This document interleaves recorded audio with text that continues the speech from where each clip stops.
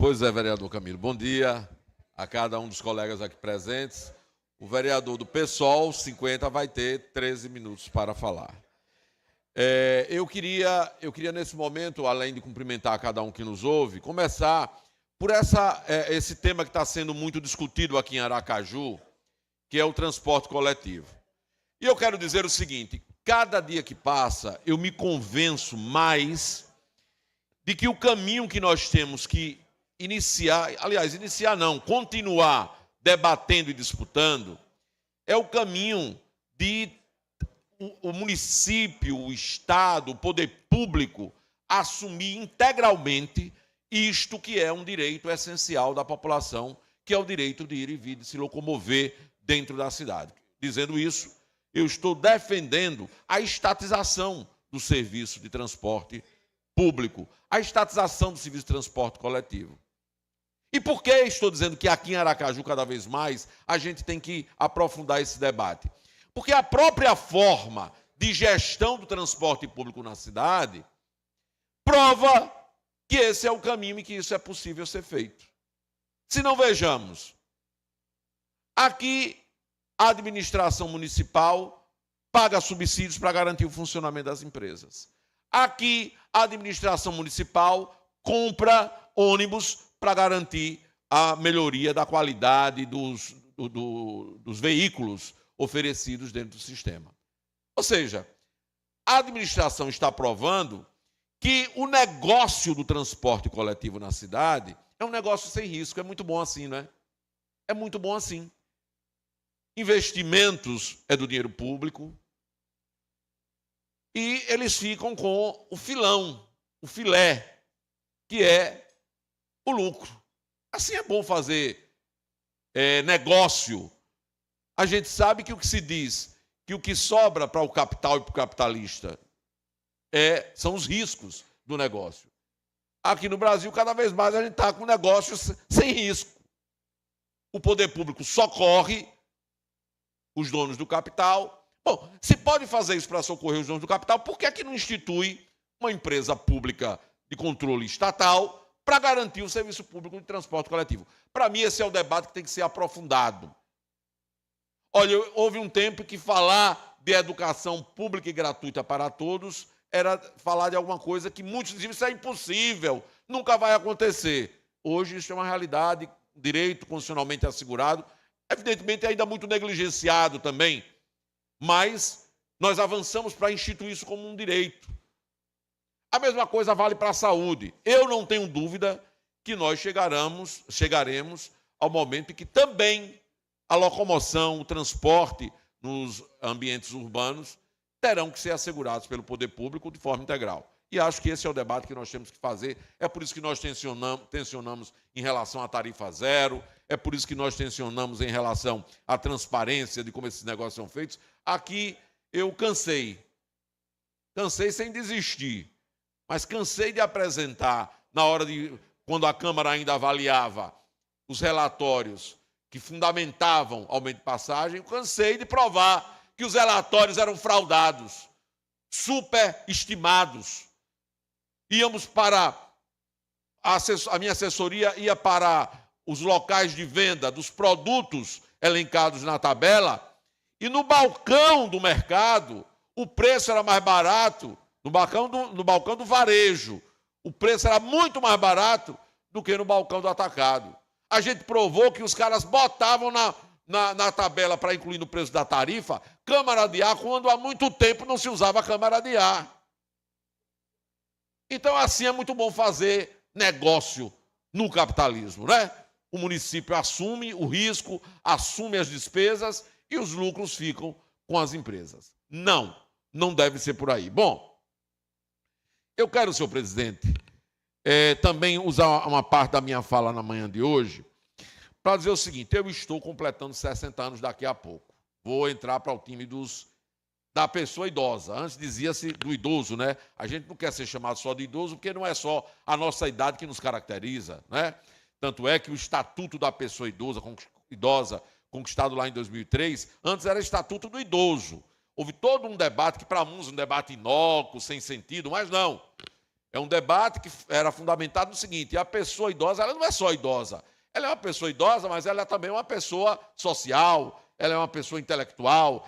Então, há um conjunto de outras características que estão junto com a pessoa idosa. Por isso, não é só do idoso que deve se tratar, porque parece que trata apenas do aspecto etário. E quando você fala da pessoa idosa, a pessoa idosa ama, né? A pessoa idosa se diverte, a pessoa idosa, pelo menos, tem que ter direito a tudo isso. E eu quero hoje, senhor presidente, já que nós estamos no mês mundial de proteção à pessoa idosa, junho é o mês mundial de proteção à pessoa idosa, como eu também sou professor de uma escola que tem um curso técnico em cuidado de idosos, e eu ministro aulas neste curso, sou professor de políticas públicas para a pessoa idosa neste curso, acho que é fundamental trazer esse debate para uma cidade como Aracaju, que não está preparada para tratar de forma digna a pessoa idosa. Assim como, de resto, o Brasil não é uma espécie de cidade de Aracaju, mas nós queremos cuidar da nossa cidade.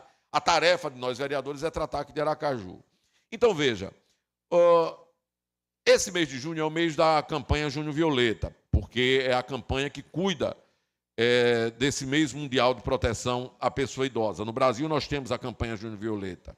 O dia 15 de junho passado foi o Dia Mundial de Conscientização sobre a violência contra a violência contra a pessoa idosa.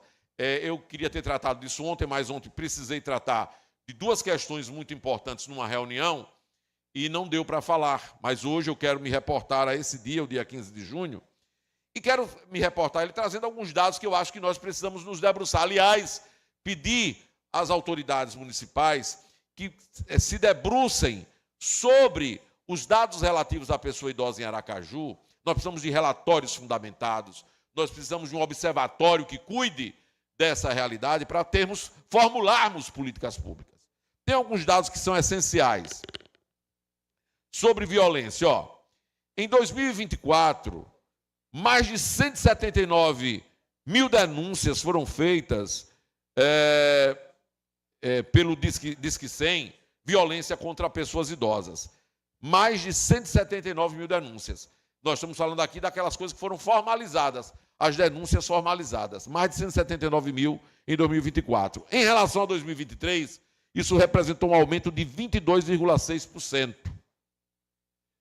Nesse caso, de novo, as mulheres são as maiores vítimas. Nós temos 70% das vítimas de violência contra a pessoa idosa se concentram no gênero feminino. São as mulheres que são atingidas. A maioria dos agressores são familiares próximos. Diferente do que a gente vê aqui na Câmara e em vários lugares, que ficam criando ficções para não botar o dedo na ferida.